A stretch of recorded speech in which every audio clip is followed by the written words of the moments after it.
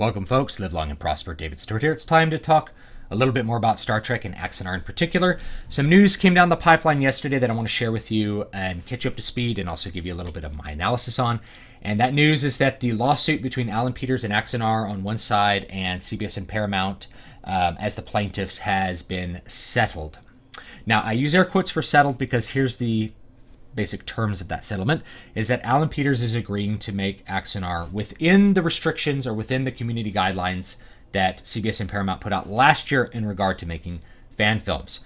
And I don't want to rehash my entire video on those particular guidelines that I came up with last year, but let me just make it short. I don't like them, and the reason I don't like them is that they prevent people from making what I would consider a good quality production.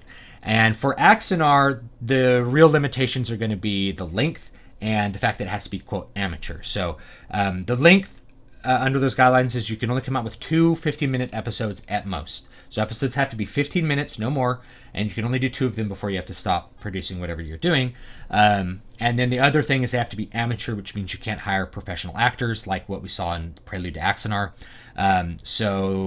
Which actually is kind of a hard thing to do in Los Angeles because a lot of people are in the Screen Actors Guild. So those two limitations are going to have a very big effect on Axanar.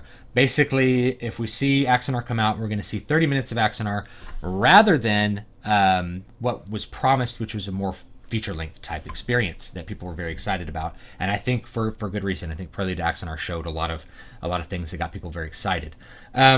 Now, I think on the surface, you can interpret this as a settlement, but if I want to give you some deeper analysis, and a lot of this is just supposition.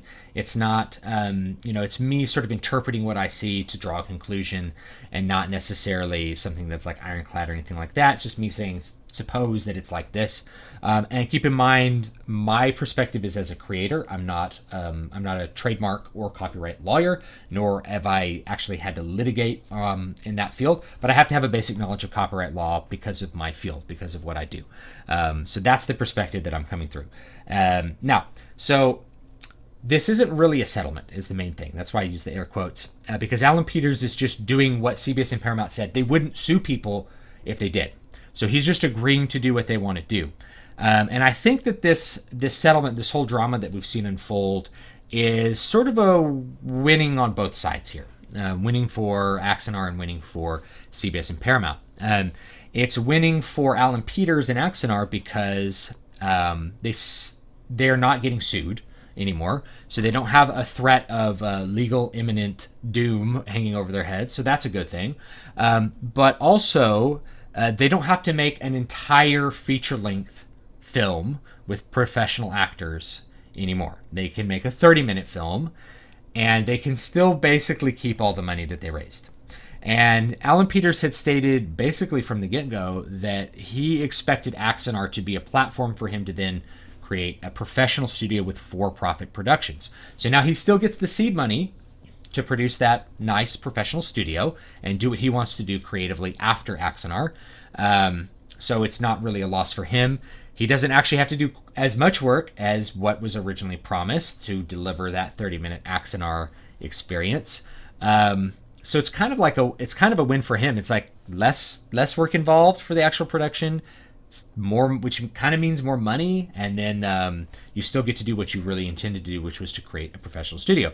Also keep in mind that when it comes to making a 30-minute film or even a 15-minute film, if you're buying capital investments, cameras, you're building sets, you're renting real estate or you're buying real estate, all those expenses are set, right?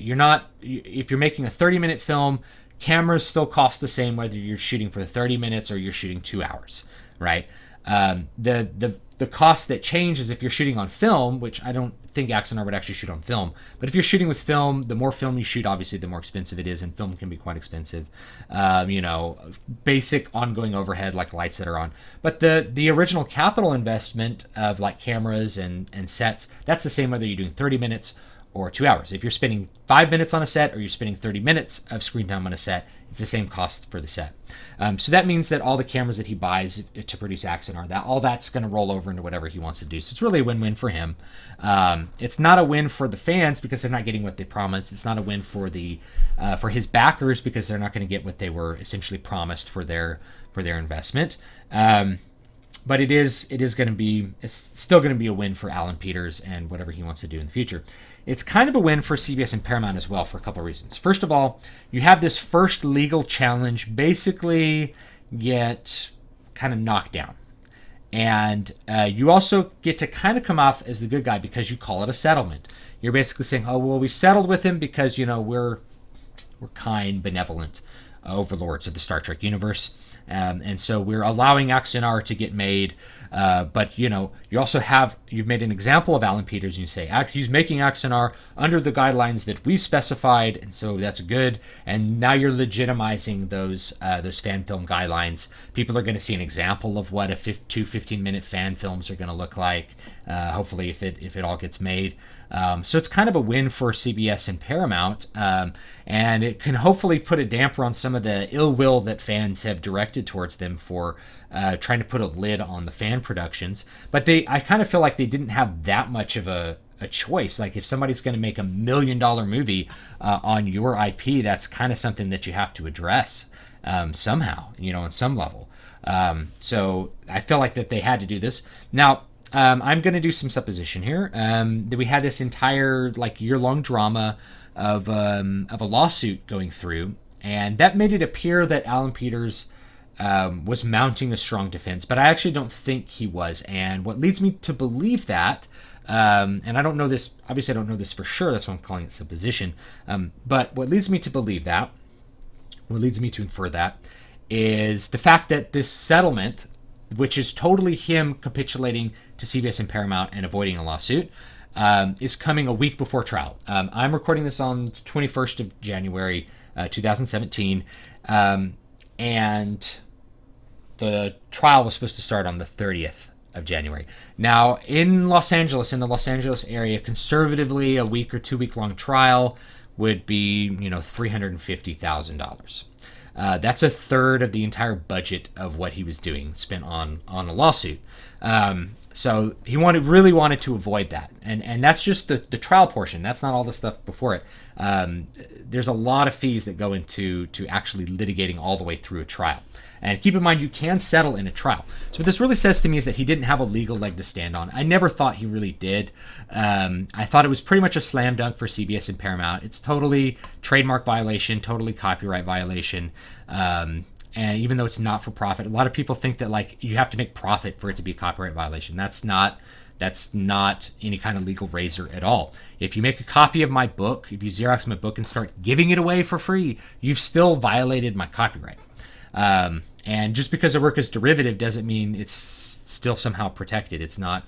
If you're using the trademarks like Vulcan, Klingon, Romulan, those are trademarks of Star Trek and CBS and Paramount. If you're using those, then you're going to have a problem because those are associated with a specific brand that you don't own. So I knew that was pretty much going to be a slam dunk. Now, a lot of people have thought, well, we spent this entire year fighting against CBS and Paramount. But if you actually look at all the legal motions that went through, these are sort of things that aren't high cost. You can hire a lawyer to show up and file a motion to suppress, or I think they filed some motions to dismiss, or different sorts of motions that you have to kind of set a little court date for and go talk to the judge, and then the judge will rule on it, and then you delay the lawsuit some more. Those things aren't terribly expensive to do. Running an actual trial is very expensive.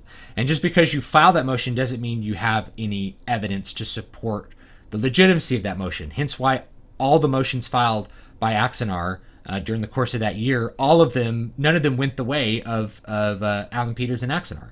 Which means to me that they really didn't have a leg to stand on, and they were just sort of kicking the can down the road, hoping to come up with some sort of resolution that would benefit all the parties involved, and I think they actually have.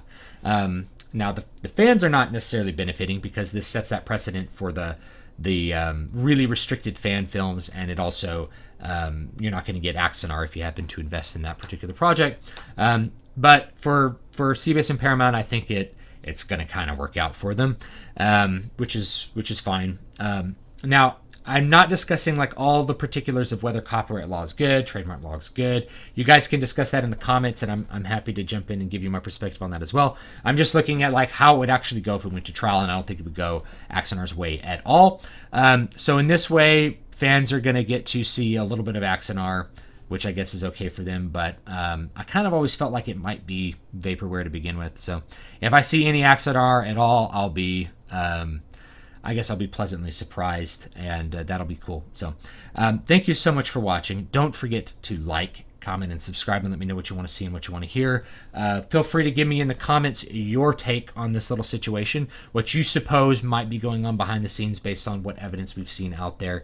I'm going to link all sort of relevant stuff that that's been out. All the articles be down below, so you can read them yourself and sort of see what's up. But that's it for right now. I will see you next time, and you guys live long and prosper. You guys have a great day.